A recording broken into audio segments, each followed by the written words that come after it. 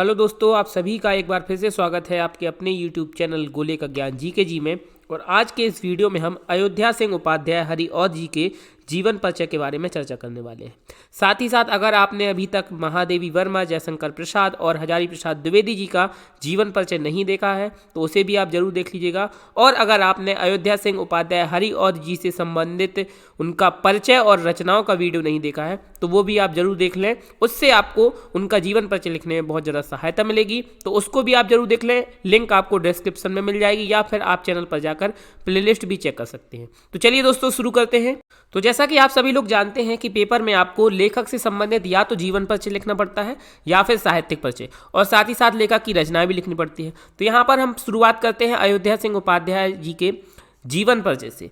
तो ये द्विवेदी युग के प्रतिनिधि कवि, यानी कि ये द्विवेदी युग के प्रतिनिधि कवि थे, बल्कि इन्होंने भारतेंदु युग, द्विवेदी युग और छायावादी युग तीनों ही युगों में इन्होंने रचनाएं लिखी हैं। इनको तीनों ही युगों में रचना करने का गौरव प्राप्त है। लेकिन द्विवेदी युग के प्रतिनिधि कवि रहे हैं, महत्वपूर्ण योगदान इन्होंने द्विवेदी युग के विकास में निभाया है। आगे बात करें, प्रतिनिधि कवि और लेखक अयोध्या सिंह उपाध्याय हरिऔध जी का जन्म 1865 ईस्वी। तो देखिए यहाँ पर 1865 ईस्वी सन दी हुई है। अगर आपको जानकारी है कि इनका जो जन्म है, अगर आपको तिथि पता है कि इनका जन्म 15 अप्रैल 1865 ईस्वी में हुआ था, तो 15 अप्रैल भी आप जरूर लिखें, बहुत ही अच्छा इम्पैक्ट पड़ता है अगर आप तिथि भी लिखते हैं। तो 15 अप्रैल को भी साथ में लेकर चलें।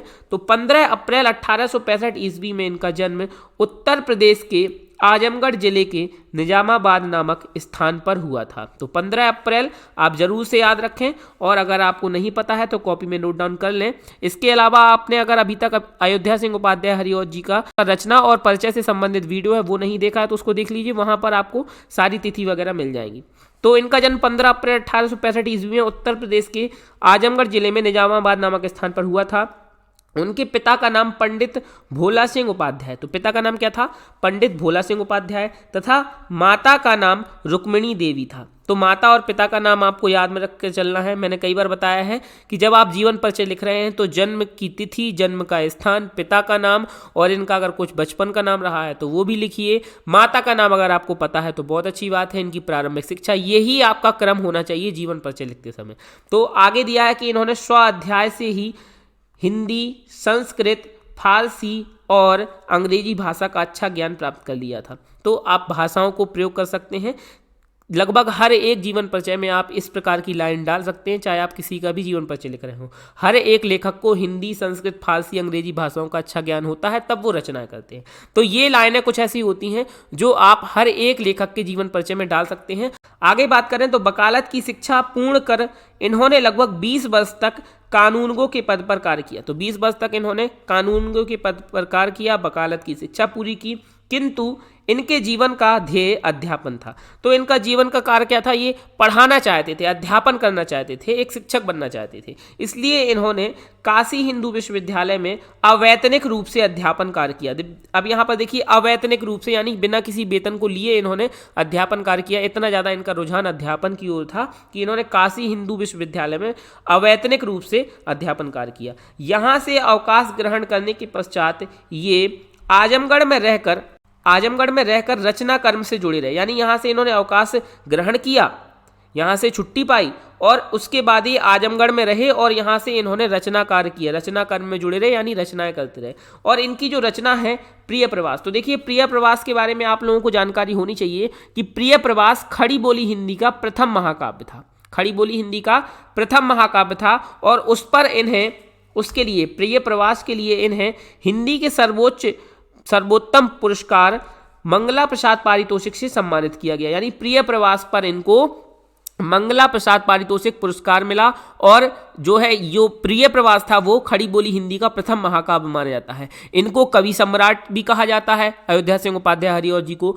और इनको साहित्य वाचस्पति की उपाधि से भी ये सम्मानित हुए थे। तो ये सब चीज़ें भी आप इनके जीवन परिचय में डाल सकते हैं। इनको तीनों युगों में रचना का गौरव प्राप्त है, भारतेंदु युग में भी, द्विवेदी युग में भी, छायावादी युग में। तो ये सब चीज़ें आप इनके जीवन परिचय में डाल सकते हैं। आगे अगर हम बात करें तो 16 मार्च 1947, देखिए यहाँ पर केवल सन लिखी है 1947, लेकिन आपको तिथि भी जरूर से लिखना है कि 16 मार्च तिथि क्या थी?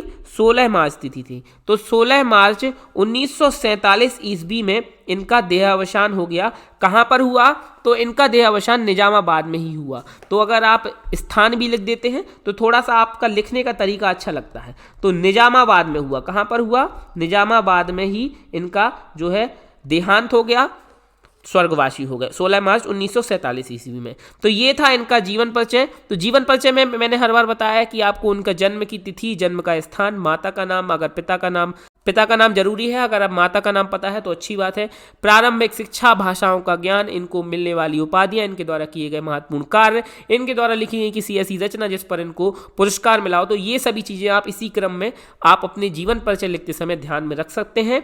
और साथ ही साथ तिथि बहुत मायने रखती है कि आप इनकी तिथि बिल्कुल सही लिखें। सन भी लिख सकते हैं, लेकिन जितना अच्छा लिखेंगे उतने अच्छे नंबर मिलने के चांस रहेंगे। तो इनका 1947 ईस्वी में 16 मार्च 1947 ईस्वी में निजामाबाद में इनका देहावसान हो गया, यानी ये इनका निधन हो गया। आगे बात करते हैं इनके साहित्यिक परिचय, साहित्यिक गतिविधियों के बारे में। तो साहित्यिक गतिविधियां कुछ इस प्रकार से हैं।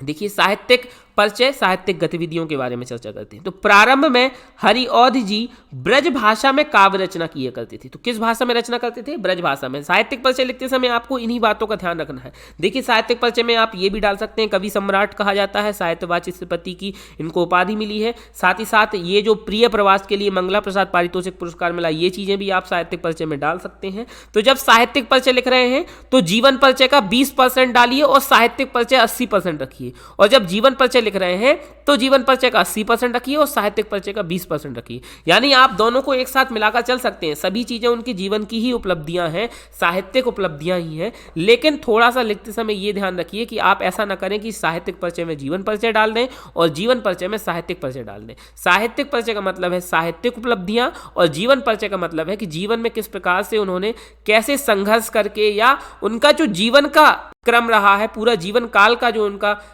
जिस प्रकार से उन्होंने जिन जिन समस्याओं का सामना किया, जिन जिन उपलब्धियों को उन्होंने हासिल किया, ये सभी चीजें आप डाल सकते हैं। चलिए, तो यहाँ पर प्रारंभ में ब्रजभाषा में काव्य रचना करते थे, परंतु बाद में महावीर प्रसाद द्विवेदी की प्रेरणा से ये खड़ी बोली हिंदी में काव्य रचना करने लगे। तो महावीर प्रसाद द्विवेदी जी से प्रेरणा मिली और खड़ी बोली हिंदी में काव्य रचना करने लगे। प्रारंभ में ब्रजभाषा में करते थे। इन्हें हिंदी साहित्य के 3 युगों, तो देखिए ये चीज डाल सकते हैं, भारतेंदु युग, द्विवेदी युग और छायावादी युग, तीनों युगों में रचना करने का गौरव प्राप्त है। हरिऔध जी के काव्य में लोक मंगल का स्वर मिलता है। तो बहुत अच्छे से आप चाहें तो इनका साहित्यिक परिचय लिख सकते हैं। साहित्यिक गतिविधियां या साहित्यिक परिचय इस प्रकार से है इनका। आगे बात करें हिंदी साहित्य में स्थान, तो ये भी चीज आप इनके साहित्यिक परिचय में डालिएगा। हरिऔध जी अपने जीवन काल में कवि सम्राट और साहित्य वाचस्पति आदि उपाधियों से सम्मानित हुए। कौन कौन सी उपाधियों से सम्मानित हुए? कवि सम्राट की उपाधि और साहित्य वाचस्पति की उपाधि। हरिऔध जी अनेक साहित्यिक सभाओं एवं हिंदी साहित्य सम्मेलनों के सभापति भी रहे। तो बहुत सारी साहित्यिक सभाओं में और हिंदी साहित्य सम्मेलन में ये सभापति के पद पर रहे। और इनकी साहित्यिक सेवाओं का ऐतिहासिक महत्व है। ये चीजें आप डालना चाहें डालें, लिखना चाहें लिखें।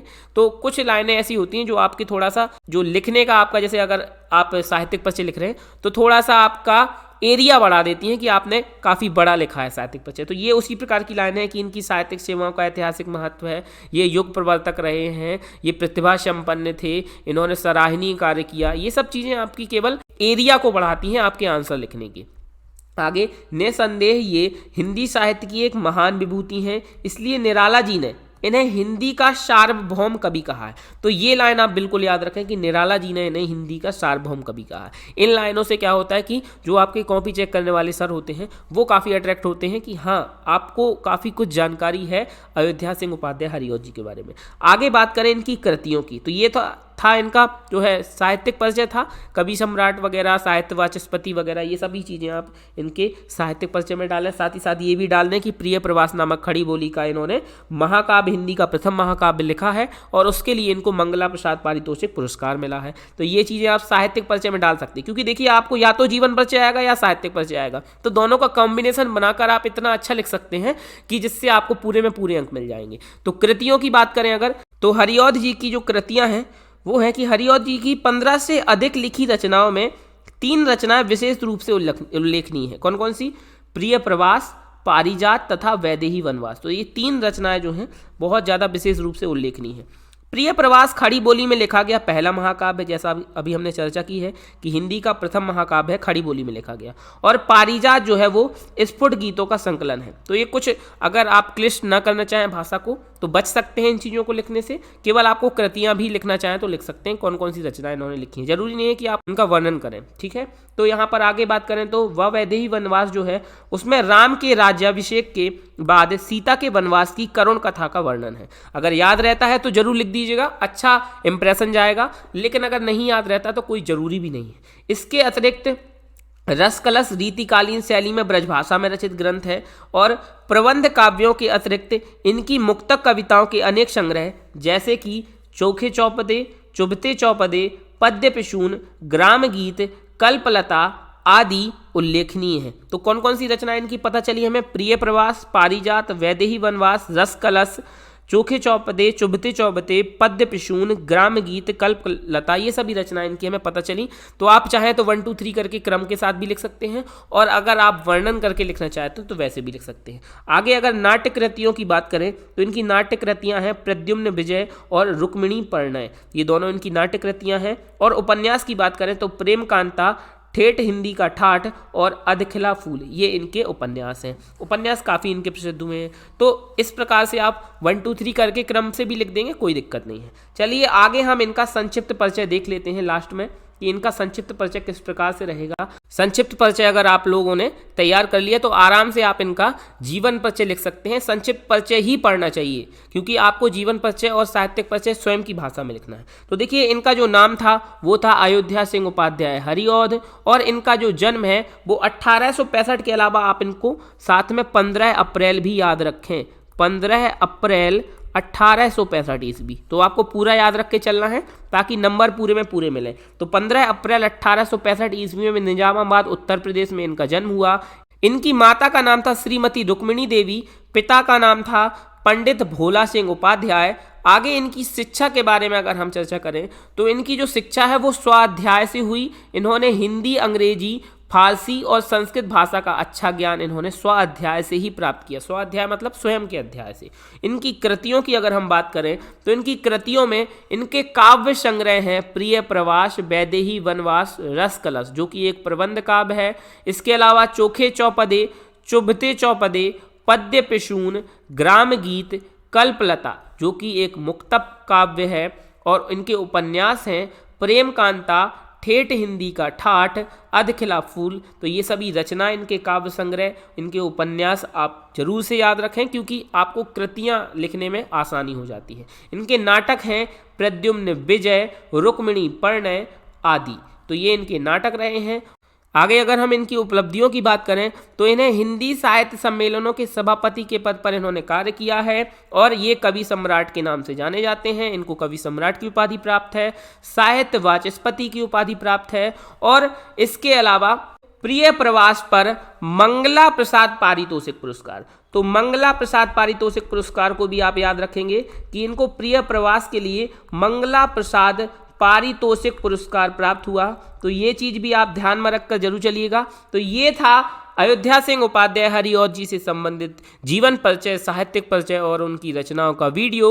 ये वीडियो आपको कैसा लगा कमेंट बॉक्स में कमेंट करके जरूर बताइएगा, और अपने दोस्तों के साथ इसको शेयर जरूर कीजिए, वीडियो को लाइक जरूर कीजिए। और अगर अभी तक आपने हमारे चैनल गोले का ज्ञान जीके जी को सब्सक्राइब ना किया हो तो तुरंत सब्सक्राइब करिए। मिलते हैं अगले वीडियो में, तब तक के लिए जय हिंद, जय भारत।